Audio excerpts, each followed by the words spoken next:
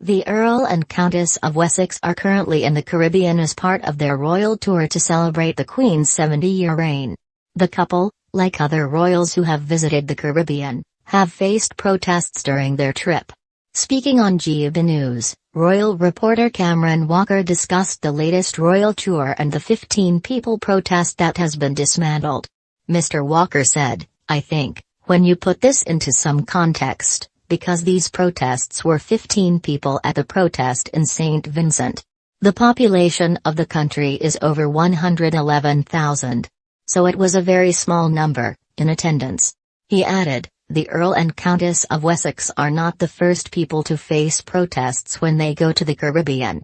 We obviously saw the Duke and Duchess of Cambridge a couple of weeks ago facing protests.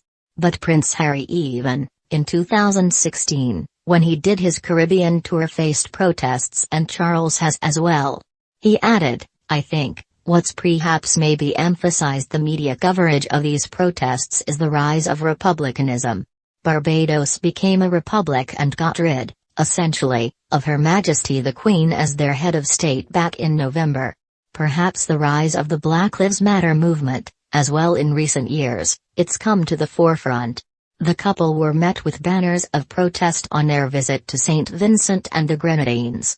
About 15 people stood outside Government House on the island with banners demanding end to colonialism. The protests came after an open letter from the Antigua and Barbuda Reparations Support Commission. The letter urged Prince Edward and Sophie to avoid phony sanctimony over slavery.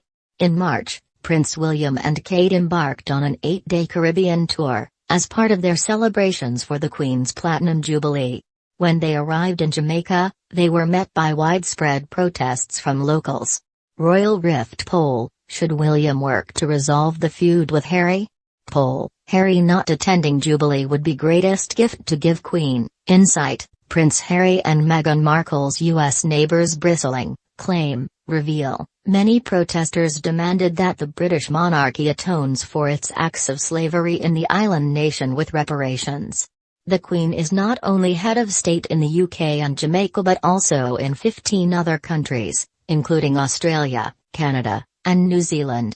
Her Majesty's position as head of state in Jamaica could be at risk as the nation plans to become a republic before the year is over. This could be as early as August.